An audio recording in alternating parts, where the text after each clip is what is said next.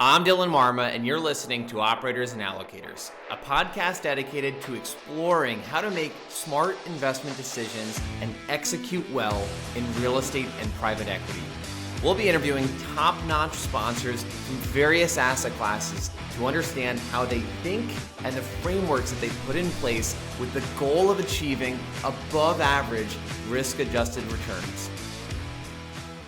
All right, welcome everybody back to another episode of Operators and Allocators. This is your host, Dylan Marma, and today we are joined by a very special guest, someone who's became a good friend to me over the last 4 years, even more so over the last year and a half.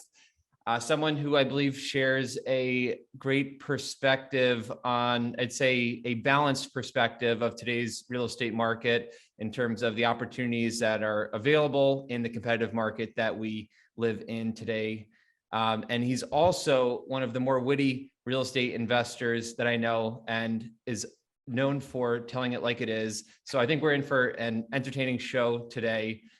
This gentleman is a CFA charter holder with 10 years of investing experience across real estate and commodities. He's advised on $3.7 billion in capital financing and M&A transactions. And most recently, he's been syndicating many large multi-million-dollar deals across the United States. So welcome none other than Omar Khan to the show. How's it going, my man? How are you, Dylan? It's great to have you on. Doing pretty good. How are you? Not too bad. I'm very excited. This is going to be my first podcast when I'm standing up. I know this is really one for the books. I know if you're listening, I'm sure you can hear it in Omar's voice. He sounds different today. He is standing up, in case you're wondering. Yeah. All right, are you recording this, by the way, video? Like, are you going to release a video so people can see me? We will have the video for those that want to witness. Look at this. I just want to show you. This is all standing up. Okay. All right, let's go. Okay. All right. So give us a little bit of background. Tell us how you got your start. Look, background is pretty simple. The reason why I did the CFA and all that stuff on the institutional side is it's good experience, but frankly, it's like the path of least resistance. You know, you get out of college. I was lucky enough to attend a very good college in Canada, University of Toronto. Lots of folks getting out or doing the typical portfolio management, investment banking, equity research, those sorts of roles. So, you know, I just kind of went with that, and more not because I liked it, but it seemed like, well, I don't really have to use my brain. But luckily for me, I had great mentors along the way. Cut a decade later, I moved to the US, and we had a big gain in a few years ago that we wanted to shelter. I was already running and structuring deals on the institutional side, wanted to personally shelter this for myself. So that's basically the genesis of how I started doing my first deal, and rather the first set of deals. And then it was just a case of, putting one foot after the other. And I think Dylan has something similar as well, right? Where you do one deal, there is no grand plan of, like whatever, a dozen or 2 dozen deals. And you just keep putting one foot after the other, with the idea being that you meet so many interesting investors, so many interesting partners along the way, that the journey, the more you get deeper into it, the more enjoyable it becomes. So how much of that transition for you was driven on opportunity versus how much was driven on sort of the lifestyle and getting out of the corporate day-to-day? Well, look, don't get me wrong. The lifestyle on the corporate side, I forgot to mention, my family is entrepreneurial. So one of the things that I had always observed was, and I was privileged or lucky enough to go in reasonably well-to-do surroundings, right? So one of the things that I had observed was that a lot of our friends, for instance, or my friends whose parents say were working in, conventionally speaking, very good jobs, right?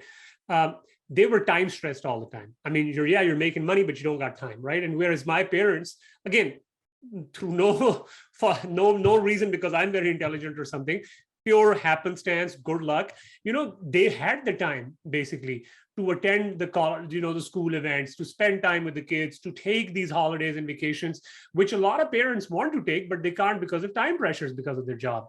So that time freedom thing was a lot at the back of my head. But I think why I didn't take that step earlier was that one maybe was the fear of the unknown, right? Hey, you take it, doesn't work, what happens? Which, if you think about it, is kind of stupid, because when you're younger, that's the best time to take risks because you've got nothing to lose. But really, that's not how I was thinking. And look, the other deal, frankly, is that I wasn't in the US. So when I'm in the US, things really started picking up steam very quickly. because the environment in the US is very oriented towards entrepreneurship, or there is enough resources. And it's not just the culture, which is the American culture is very hustle oriented, entrepreneur oriented, but there's enough people. There's a volume of people, right? There's a volume of people, there's a volume of business, and there's a volume of transactions. So there are many things you can get involved with. There are many groups you can find.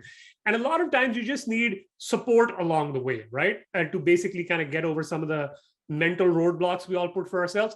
So whatever I'm doing right now, it's not necessarily that I kind of like had leaps or bounds in skills, hard skills. As an example, when I moved to the US, it was just being in the right environment with the right group of people that gave me the right push about things that I was already thinking about, but maybe was too scared to actually make a move on. Yep, completely agree. I think it's great advice for those that are considering making that jump into pursuing entrepreneurship, pursuing active investments. And of course, it's not for everyone making that shift, but it's always good to have sort of the light at the end of the tunnel and hear from people like Omar who have been in your shoes. And, I think, like, to your point, you can never see how all the dots connect, right? When you're trying to plan it all out in your head, it just sort of one thing clicks and then eventually the next one does. I think especially in this business, it's such a sort of a random series of events as long as you're taking actions in the right direction. So let's fast forward to today. What does your deal criteria look like today? Where do you believe the most opportunity is? Maybe share with us a little on some of the recent deals you've been working. So look, in my particular case, I'm focused on multifamily development and acquisition. So acquisition is value add, mismanaged, distressed play. You come in, you put in management best practice, you put in CapEx with the intention of either refining or getting out. And development, the idea basically was that, number one, generally it is a more lucrative field if you have to pick one, all things being equal, but it's also more lucrative, comes with higher risk, reward comes with higher risk as well, right? So I had to basically have all my ducks in a row on the acquisition side, basically have my team assembled before I could then go tackle development, right? So it happened in stages. And lastly, based on my experience, I've personally invested in a few businesses as well. I'm a shareholder in a couple of them. We're also launching a QSR fund in the next month. I mean, the process has started. So the QSRs are essentially quick service restaurants. There's a politically correct term these days for fast food restaurants, right? And in my particular case, again, just using my personal family as an example, and the successful people that I knew in our social circle, and generally people like who I met, not just people I read about, right? What I had always seen was that the really intelligent people, they just weren't playing one game. I mean, they might have one primary game or a business or a source of income, but they were invested in multiple things. And they were curious, humble enough to know that they didn't know everything, but curious enough to go find out information, kind of put their money into a few deals, learn along the way, that sort of deal, right? They weren't always waiting for the perfect opportunity.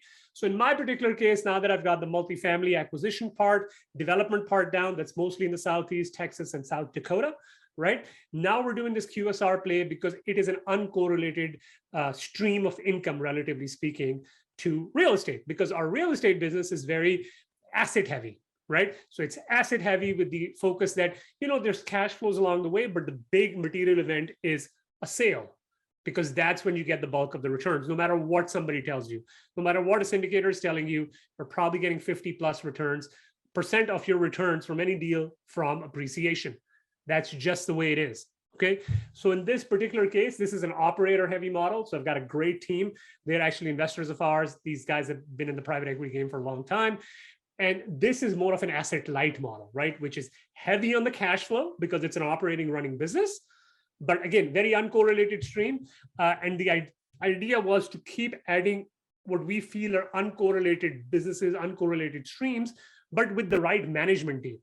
Because a lot of as you know, you're running your business, there's one thing to just be a real estate investor, but there's a completely different thing to be the owner of a management company, because that is actually an operating business, right? So putting all the pieces in place, it takes time. And those are the types of areas we're focused on. Essentially areas where, some guy can't necessarily attend a weekend course or take a YouTube video and suddenly start trying to compete with you. Mm-hmm. Yeah, love that. So I definitely want to dig in a little bit on the QSRs and then go back to some of your multifamily criteria today. The whole premise of this show is largely focusing on operators, or again, allocators, in the sense of, the sweat equity kind of operations that goes into running, whether it be real estate or in this case, sort of a small business venture. So looking at that business model, how is it that you've been able to get comfortable with the operating side of things? Did you find partners that you've aligned with? What's sort of the plan, generally speaking, to run the operations day to day? And then maybe tell us a little bit on the opportunities there in terms of what sort of yields are you targeting? And then what are the biggest risks that you foresee? Look, so this opportunity is about 2 years in the making. So the background to this is that when I was in Canada, 3G Capital, the guys out of Brazil, heard by, I think it's Jorge Paulo Limon, is the billionaire co-founder and, thinker extraordinary. He's also a partner of Warren Buffett. Now, they had been assembling basically breweries in South America and then globally, and then restaurant brands globally. They're the first private equity firm to take this truly global, right? Because before that, you only saw people in, say, the south of the US, maybe Brazil, right? Kind of assemble place. These guys took it global. And what had happened is they had a few years ago acquired a Canadian icon called Tim Hortons. Now, Tim Hortons is basically as Canadian as hockey, pretty much. In fact, they are synonymous, right? So this was major national news because I was in Canada at the time. I was like, I'd heard of these guys. I knew they were really good, but it's like how you hear or read about interesting people doing interesting things in the news without necessarily knowing deeply about their business, right? So I was like, wow, this is pretty cool. It's a major deal. It's a Canadian icon. How did they grease the wheels, not just financially, but politically and socially, to get this deal done cross-border, because they're based out of New York. And for Canada, it was a big deal that ownership was now moving out of the country, right? So I started reading about the business because they're a publicly listed company. And this was just, I did this on myself, just for myself, right?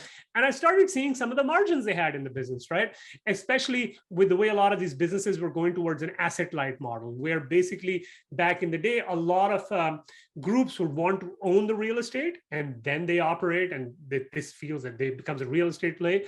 But a lot of the newer companies were separating the real estate out, separating the operating businesses out. Everything runs more efficiently that way, or that's the theory at least. So I started seeing the margins on the operational side of the business. That's not easy to do, but very high margins, right? And it just resonated with me. I kept that in mind. And then as I was doing deals a few years ago, one of my really good investors, Thaddeus, he was the CEO of one of the biggest private equity owned franchisees in the Southeast. They had something like 200 plus units or locations underneath them, right? Taco Bell, Wendy's, and KFC's. And now Taco Bell is basically, for the past 20 years or so, the gold standard of profitability in the QSR industry. I mean, this thing just makes money, right? So when Thaddeus told me what he did, and this is like 4 years ago, I had known about that whole Timmy's deal. So I just started peppering him with questions about how his margins work, how does he staff, because staffing is always an issue in these sorts of businesses. And that kind of started our conversation, right? And I attended a couple of the businesses that, he was a partner in, owned, blah, blah, blah, blah, blah, just because I was curious. So I just wanted to learn by myself. And 2 years ago, I was basically financially in a position where I told Thaddeus, and Thaddeus was on the tail end of getting done with basically his commitments.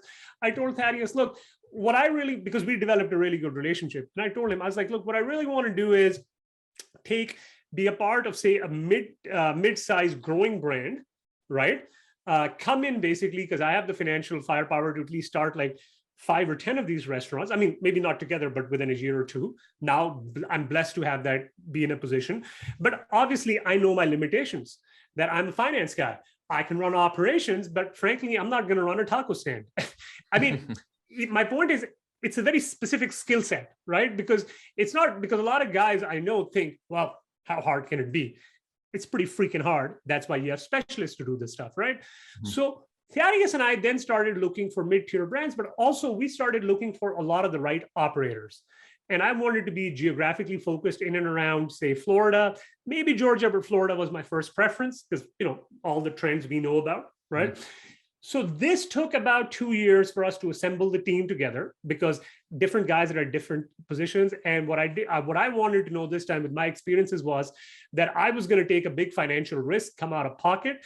But what I wanted to go in with the best possible, most seasoned team, basically. And in this case, what I'd realized is I caught a few lucky breaks that a lot of these seasoned guys, they've got good contacts. All the manufacturers know them, the vendors know them, the different franchisees know them, franchisors know them. The problem is a lot of these guys have not gotten an equity stake in businesses, right? So say some investment banker or private equity group would be running these, giving these people money, but not a lot of money. And these people then work 20 years and realize they made everybody else a lot of money, but never themselves. Basically, the equity component never stuck around. And I wanted to incentivize the 3 or 4 of the top people with good equity chunks, because I was like, look, you've already invested, and all of these guys had invested in my deals by then, right? Real estate. So I was like, look, you're already seeing that I'm closing $30-40 million deals, $15 million deals. I'm doing these developments. So you know that for me to have the ability to go raise money or put money out of my own pocket for $1 million, $1.5 million, $2 million venture, it's not going to be the hardest thing in the world, because I'm already doing this for real estate plays for a way bigger deal, right? So that credibility is already set, right? Give them a big, healthy equity chunk to the point where it's talking to a couple of advisors. They're like, maybe you don't want to do that. And I was like, no, I want all of them to be rowing in the same boat. I want to make this so good for them that they don't even look around. Because starting out in the first 1 or 2 years, when you're really small, people might be tempted to look around, right? Because, you're starting the business, all of that. So that's the genesis of what happened, how I found the right team and I developed them. Then for the past 1.5 years, we looked at a couple of concepts. We look at Wingstop. It's a big chicken wing concept. That luckily for us, we caught a break. We went very deep with them.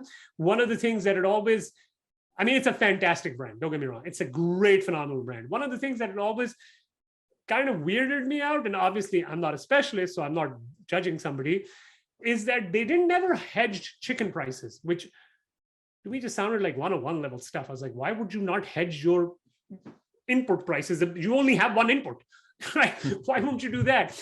And that really came to haunt them for the past 1.5 years throughout COVID. Like their margins have collapsed, things have gone awry. So that I just couldn't get over that. And luckily for me, I got a lucky break there. We looked at 2 other concepts.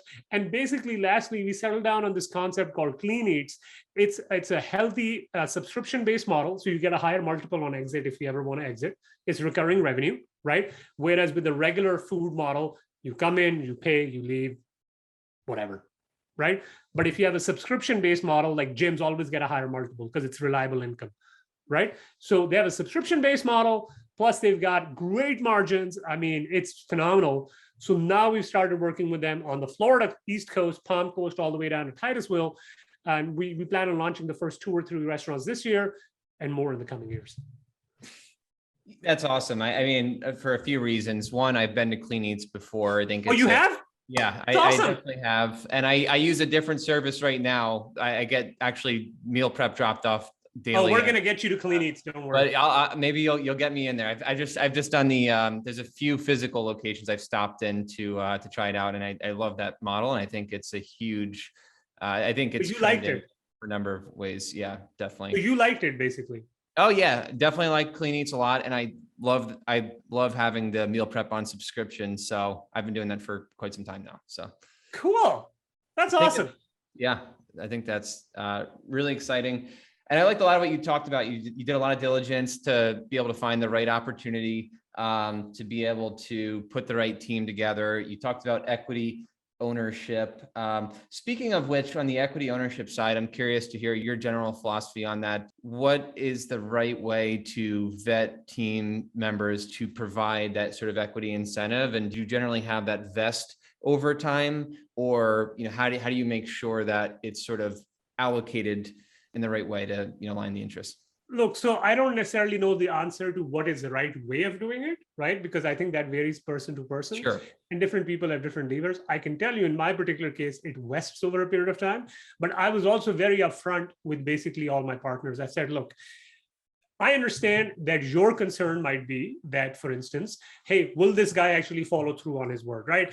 Build out the 5 or 10 restaurants where you're an equity partner in. And I'm willing to put that down in writing and make a financial commitment to you where there are penalties associated with me not doing it, right? Mhm.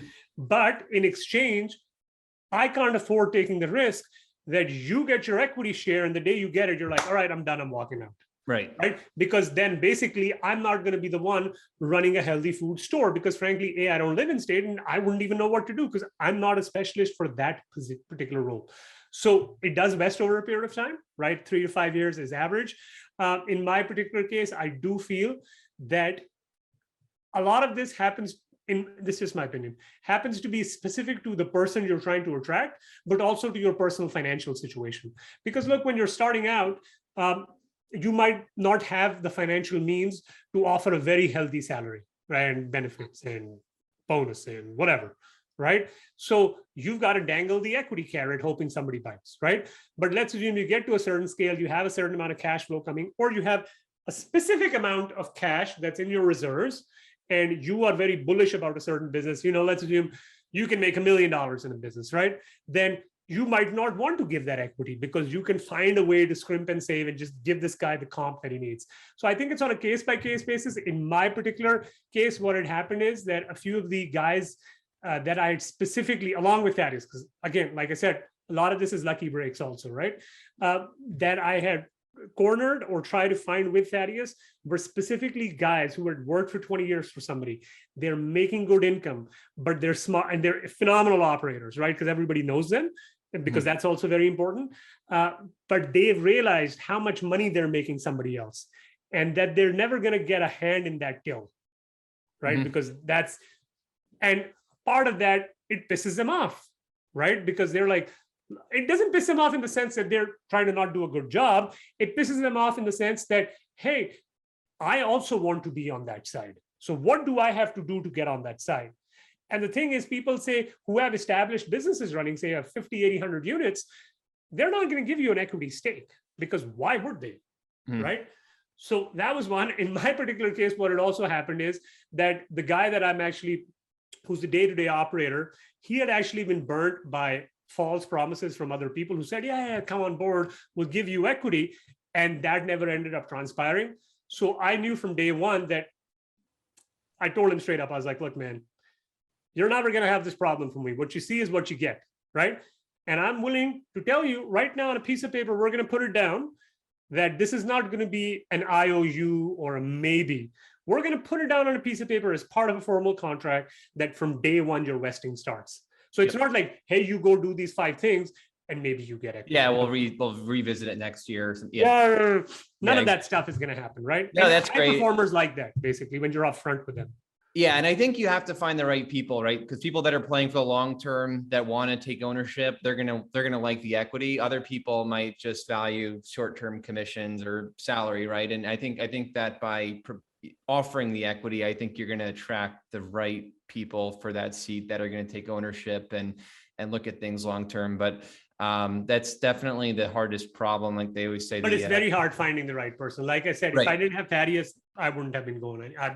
I could have been barking up trees for forever and nothing would have happened. Yeah, and just because someone has equity doesn't mean they're going to think like an owner, right? I think that's always an important differentiation to make, right? You need to find someone that already thinks like an owner and then further incentivize them that way to promote. But definitely a big believer in that, especially for such an operations intensive business where there's a ton of upside for someone that's really giving it all.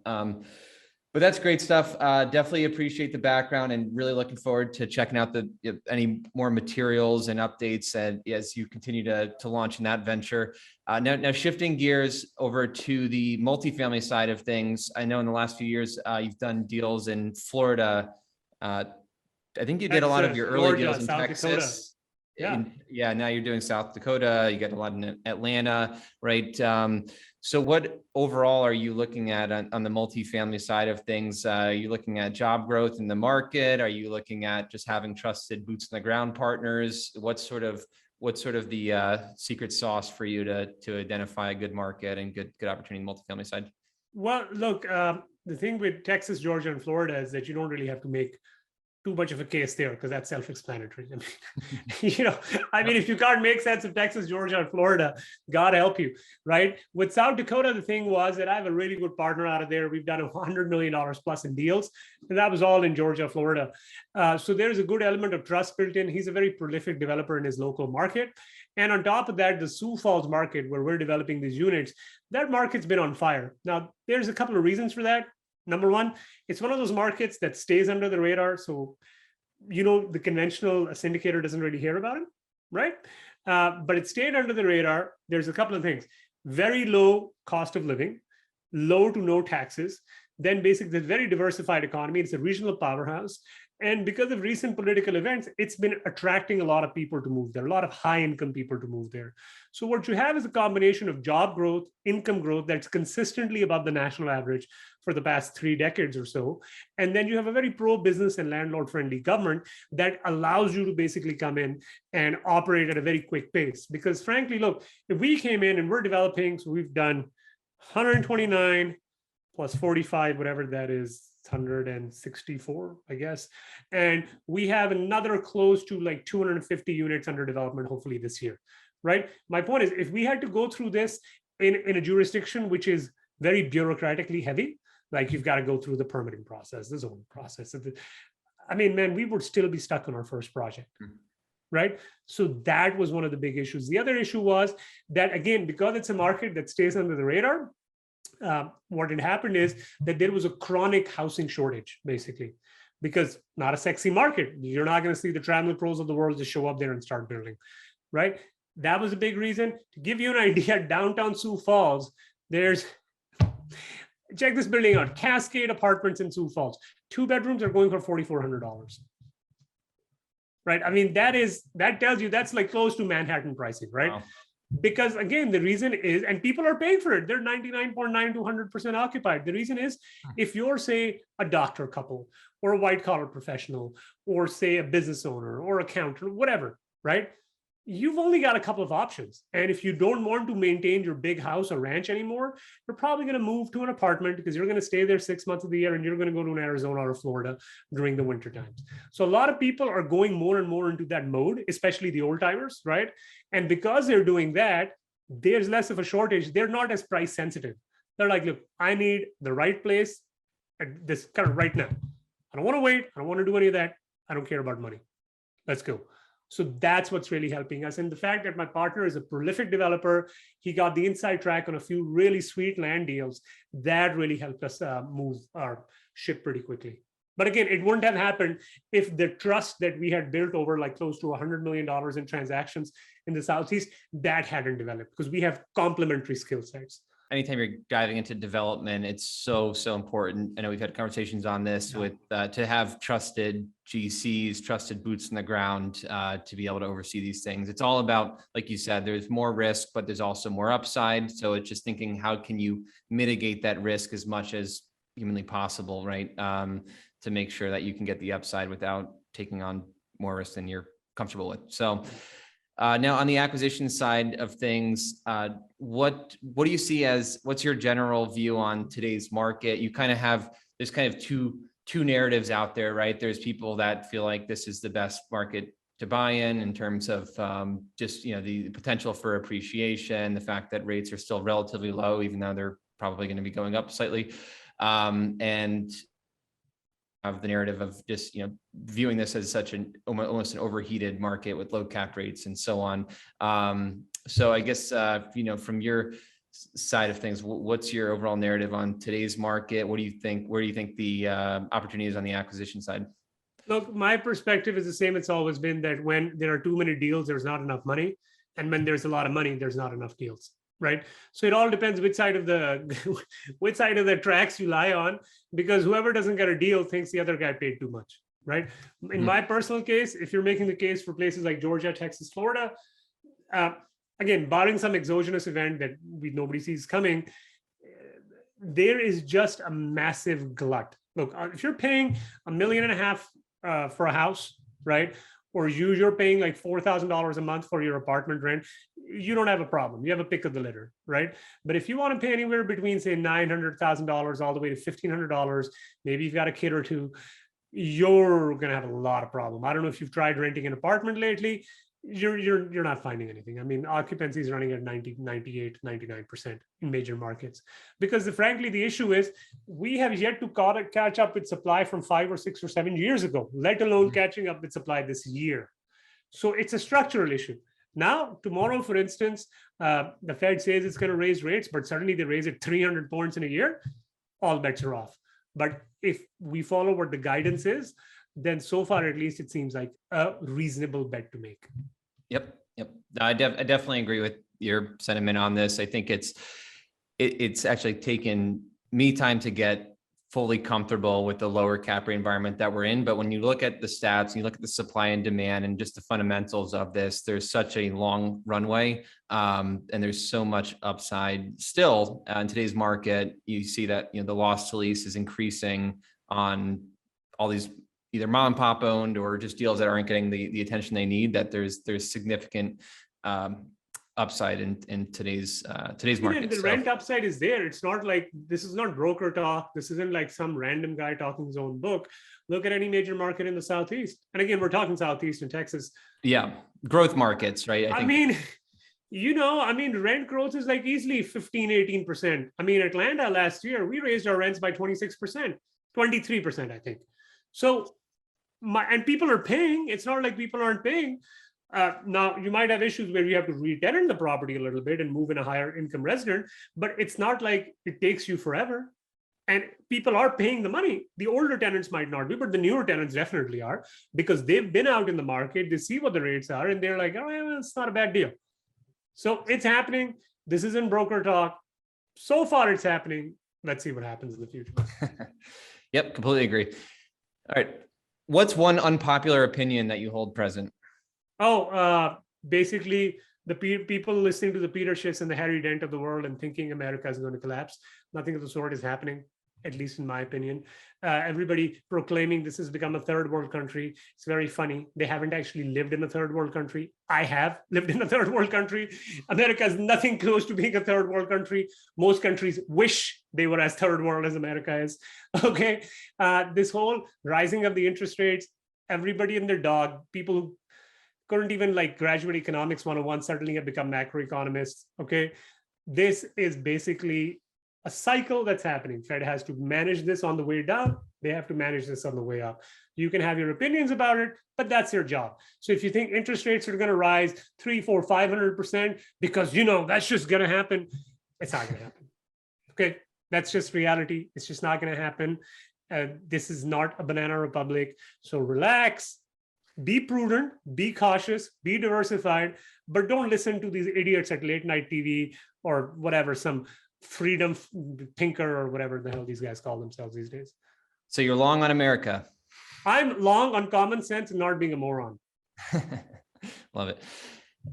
So tell us about your operations. When on the operations side, what's your secret sauce? Operations side. Look, the secret sauce, at least for me on the acquisition side, is consistently using the same people over and over again. So I have a very good team that's been around with me for a few years. Obviously, we keep adding to that team, being very maniacally focused on processes. So there is a certain process, and obviously you have to veer from time to time from processes, but you can't change the process whole term. Because the way I tried explaining to my analysts is, look, the litmus test basically is you're drunk, you're hungover, you hate your life, and you're still able to get the work done. Purely because you followed the process. You didn't use your brain, you didn't overcomplicate things. None of us here, look, the best and brightest minds in America are not in real estate, contrary to what most people think, right? This is basically a safe, conservative, stable business if you run it in a process-oriented manner. There are no new discoveries happening in real estate, okay? So have a focus on processes, have follow-up on processes, make sure you put the right people in the right spots, and then just manage them effectively. Don't let things slide. All the times I've regretted is where I told myself, okay, maybe I should wait for another week. A lot of times you kind of have to be overreactive instead of underreactive. You have to be just a little bit more paranoid than you think you should be. We're boring here in real estate. Yeah, but again, you realize you run your own management company, you buy all these assets. It's not like, there are any new ideas here. Mm-mm. It is just taking the old ideas and just implementing them. Frankly, I'm very positive operationally. In the last 10 years, nobody's had any discovery operationally on multifamily. Zero. I'm willing to take a bet with people on that. Yeah, no, I agree. And it's funny, everyone that, we connect with that also manages their stuff, where I always say we're all trying to solve the same exact problems and get more efficient ways to do the exact same things, right? So it is definitely there's a blueprint there. It's just more of just being diligent and following the blueprint. And it's just showing up every day. For like, you might follow the blueprint for the first 10 days, but can you follow it for 2,000 days in a row, year after year, decade after decade? Can you do it? And that's where a lot of people fall off, basically. Completely. So we all learn from our own mistakes, and we all also learn from the mistakes of others. Our goal of the show is to help listeners do the latter of the two. What's one painful learning lesson that you've had that's worth sharing? Basically, I told you this just a second ago, that anytime, like, I feel like when your gut tells you something's right, and you tell yourself, no, I should wait a week, I need to give this person just a little bit more time, don't. Be extremely reactive, because it's always better to over communicate than under communicate. Every single time I have regretted a decision, it's because I knew that I had to act earlier. I didn't act, either out of laziness, procrastination, or I wanted to give the person more time, and that bit me in the ass. That's great. What is it that drives you day to day? What's your biggest, call it your biggest why? Oh, money, man. I love making money and having a good life. And coincidentally now, as a result of doing this, is basically getting to meet very interesting people. Now I have carefully curated a lot of my investors. A lot of people I didn't resonate with, I don't even accept their money anymore, right? But the people I really resonate with them, not only have I learned a lot from them, because they're coming from various areas of life. As I mentioned, one of them is Thaddeus, but it's also allowed me a lot of different perspectives, because I can see somebody's doing something in QSR, somebody's running an industrial business, you're running the mobile home park business, right? And just by talking, you're able to learn, because a lot of times, like I said, it's not new things. Maybe you have a perspective or a way of reframing a problem that as soon as I do that, I'm like, oh, this problem doesn't annoy me as much anymore, because I'm looking at it from a much nicer point of view, or a mature, nice point of view. So it's having the ability to have these conversations, which frankly, I think would be impossible to have if I just worked in a static environment, like an office type environment, right? Where you meet the same people, do all the same things every day. Yeah, completely agree. I think everything's all connected, right? So it's being able to find the connections from every different asset type and the different people you meet along the way. So give us two best practices. Best practice number one for active operators that are seeking to find, say, their first deal, aspiring active operators that are wanting to enter the space. And then also give us a best practice for passive investors that are interested in passively investing into multifamily, or you can say, speak towards any general passive asset type. Yep. Look, for active investors, the point is that not reaching out to, as an example, and I'll use the example of brokers as somebody who's an intermediary who can help you get access to deals. It could be anyone. I'm just going to use the example of a broker, right? Not making enough calls. You've got to literally treat this as a sales job. Got to make enough calls.